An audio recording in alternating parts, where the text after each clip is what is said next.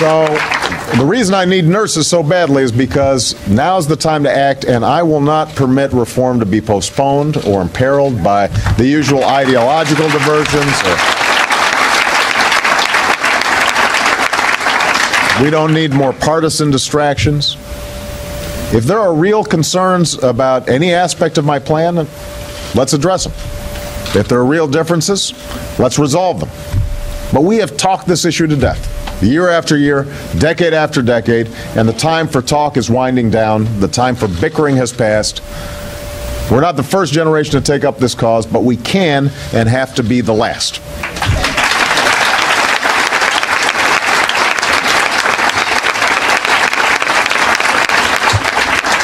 So, just in case folks weren't tuned in last night,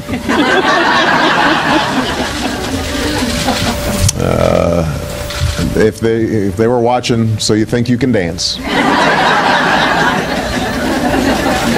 a show Michelle likes, by the way. Let me explain more briefly than I did last night what health insurance reform will mean for ordinary Americans. Simply put, it will mean that as folks go about their everyday lives, one thing they won't have to worry about as much is their health care. It will provide more security and stability to those who have health insurance.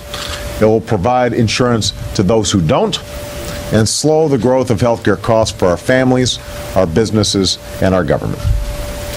So, for the hundreds of millions of Americans who have health insurance, nothing in this plan will require you or your employer to change the coverage or the doctor you have. Nothing will change for you if you have insurance. Nothing in the plan will require any changes. What this plan will do is make the insurance you have work better for you.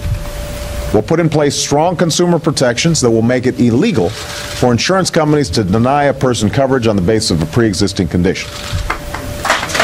We will make sure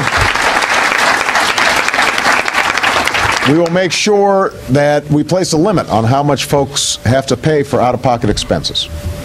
For the tens of millions of Americans who are uninsured, we'll create a new insurance exchange, a marketplace where uninsured Americans and small businesses can choose health insurance at competitive prices from a number of different options.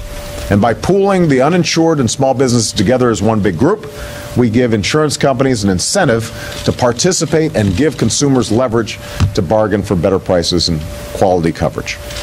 And as I've said from the outset and repeated last night, one way to give people a real choice when it comes to their health care and keep insurance companies honest is by making one of the options available in such a marketplace a non-for-profit public option. But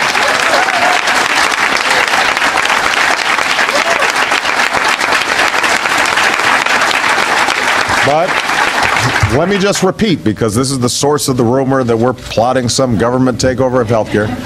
It would just be one option among many. No one would be forced to choose it.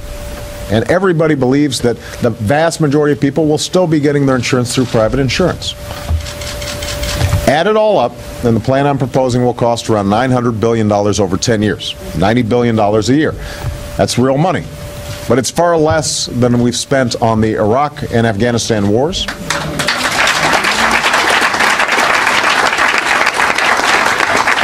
And it's less than the tax cuts for the wealthiest few Americans that Congress passed at the beginning of the previous administration.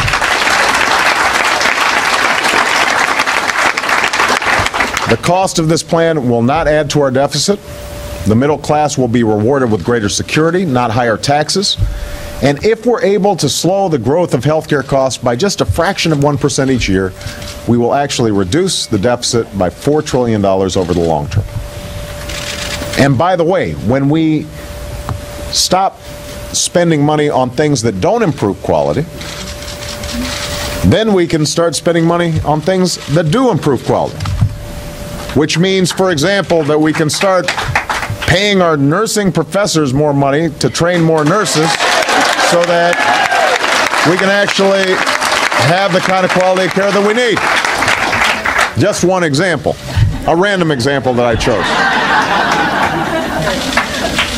Now, amid all the chatter and the noise on radio and TV, with all the falsehoods that are promoted by not just talk show hosts, but sometimes prominent politicians.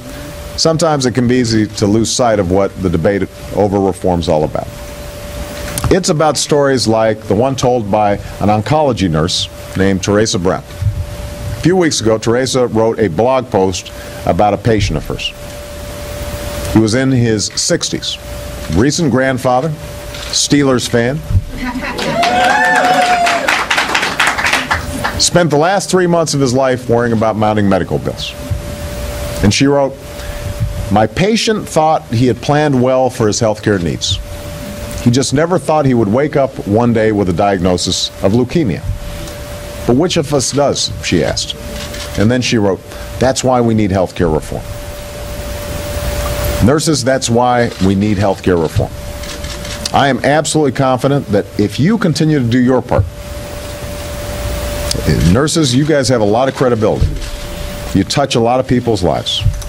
People trust you. If you're out there saying it's time for us to act, we need to go ahead and make a change.